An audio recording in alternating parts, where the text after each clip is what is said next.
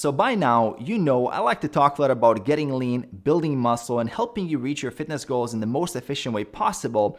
But when I look back at my own fitness journey, one of the reasons why I was able to reach my goal, and one of the reasons why I was able to now have a physique that I'm proud of for more than 10 years, is because I was focused on optimizing my entire lifestyle. And that includes building healthy habits that are not just related to training and nutrition.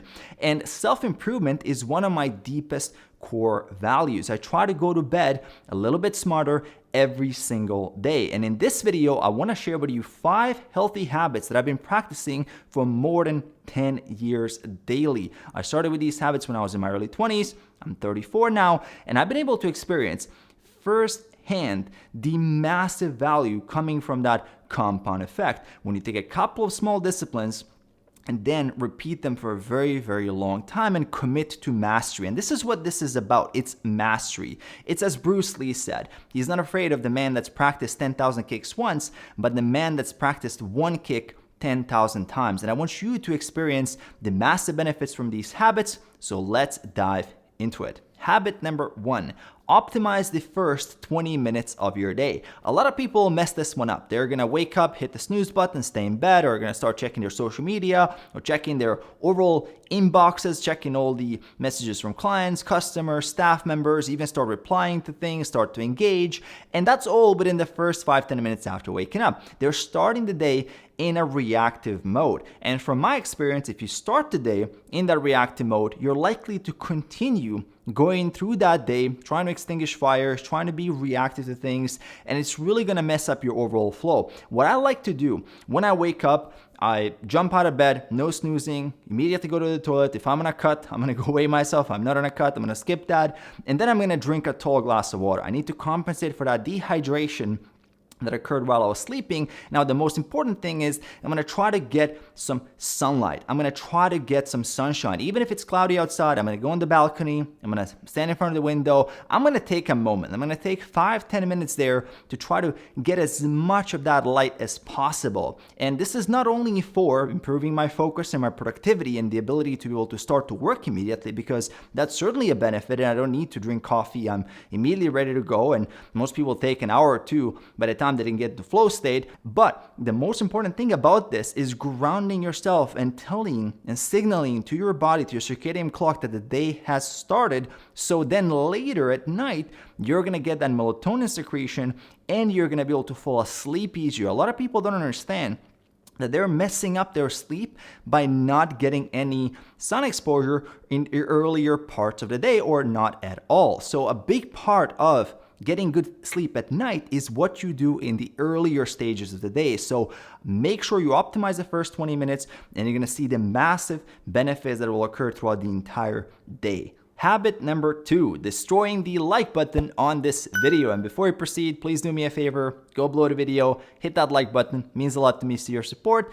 Habit 2 is a relentless commitment that I'm going to get at least 8 hours of sleep. And when I say relentless, I really mean it. I will do everything in my power that's humanly possible to get 8 hours of sleep. I've noticed this in my early 20s, that without 8 hours, I'm able to survive. I can do some things. I can function at probably like 50-60% optimal, but I can't thrive without 8 hours of sleep. And as an entrepreneur with a workload of 10 to 12 hours per day, I work every single day. I don't take holidays. I barely take any kind of vacations. Then my gym goals and pushing myself there, working really hard, relationship goals, learning, I'm constantly learning and absorbing. I need at least 8 hours. Actually, today and these days, my goal is 9 hours of sleep. And I set that as a goal. I typically get about 8.5 hours and wake up without the alarm, which I think is a good sign that my body is getting enough sleep. And I've noticed some incredible benefits from doing so. I'm able to keep up with things. If I don't get my 8 hours, things simply start falling apart. Now, if you have poor sleep, if you want to improve your sleep, a couple of tips here.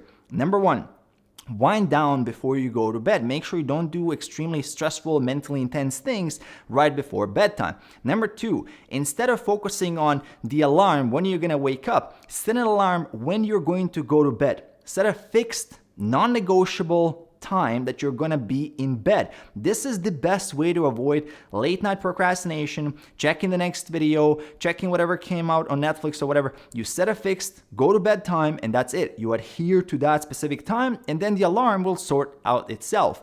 Number 3, make sure you sleep in a dark environment. You can figure this out. Make sure there's no daylight, sunlight coming through. There's no light whatsoever in the room where I sleep. Number 4 is you make sure there's also no noise. You can use earplugs temporarily. You can use a white noise fan. You can figure this out, but make sure there's no noises.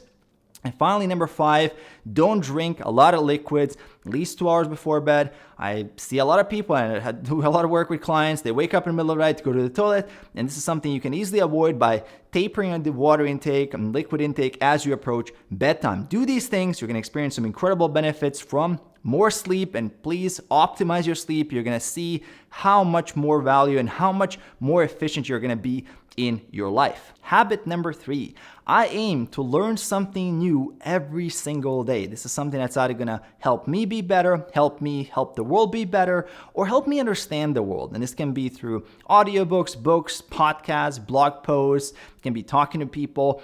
I don't really care which medium it is, as long as I'm learning and improving myself. And this can range from new studies on training and nutrition to hypothesis and origin of the universe. It can be about Stoic philosophy. It can be machine learning and TensorFlow, OpenAI. It can be a lot of different things. I like to explore a lot of different domains and try to expand my understanding of the world. I have a background in computer science, for example, and now I'm doing fitness and I run a fitness and personal development company, so I really try to have a more general understanding of how the world works. And I think that's just such a blessing to be in a time and age that we are in now where we can actually understand things. You don't have to take things for granted. You can try to understand it. You can see what are the reasons behind things. And don't only expose yourself to information that you automatically agree with, but also seek out information that you might not agree with. I'll often listen to a podcast from someone who promotes the carnivore diet. Even though I don't think that's the most optimal way to eat, I want to understand where is that person coming from, simply because it helps me challenge my own beliefs, see if I have some blind spots, expose myself to things, let my ego take a step back a little bit. And really, for all of us to get closer to the truth, we need that debate, we need that conflict of ideas. And I think it's one of the main reasons why I find every single day exciting, because I'm always learning something new. Habit number 4, taking a daily walk. Daily walking has become a pillar of the entire ecosystem of positive habits in my life. Getting 10,000 steps a day helps me get lean, stay lean, get my active recovery between my training sessions, helps me deal with stress, helps me be more productive. It's a great social activity. I love to do it with my loved ones and friends, and we have these amazing conversations. Ideas are flowing when you're walking. And it's also a great activity to bundle with learning. As we just mentioned, in habit number 3, you can take an audiobook, take a walk. You can easily go through 1 book a week. That's 4 books a month. That's 52 books a year. That's an incredible amount of learning that you can accomplish simply by bundling walking and learning. And I've also done a whole series of videos on walking and the benefits for getting lean, benefits of walking versus running. I would highly recommend you check those out. And I'll leave all those links in the description below about walking so you can educate yourself. And if you haven't added a daily walk into your routine, I highly recommend that you do so right now.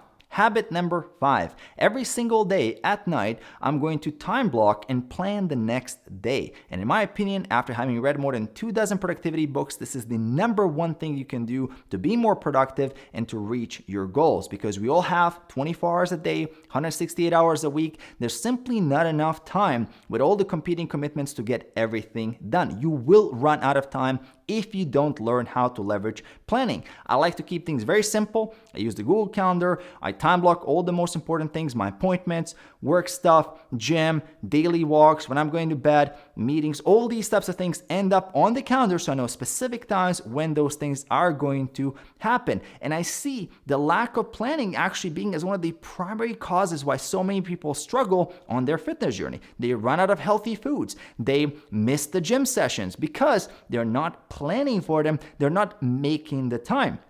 If you're struggling with this, it's the lack of planning, not the lack of time, because we all have the same amount of time. You can make your workout more efficient, get it in 30, 40 minutes, but you still have to make it so it's an appointment on the calendar so it will get done. Same for groceries, same for all those things that you can automate, but you do need to have those triggers. You do need to have those reminders. You need to have a game plan at the end of the day to set yourself up for success. Setting yourself up for success is a huge part of the journey, and you must be able to leverage that. I also highly recommend that you subscribe below, hit that bell icon as well for enable notifications. If you want to work with me as your fitness coach for accountability and help on your journey, link will be in the description below, and I will see you in my next video.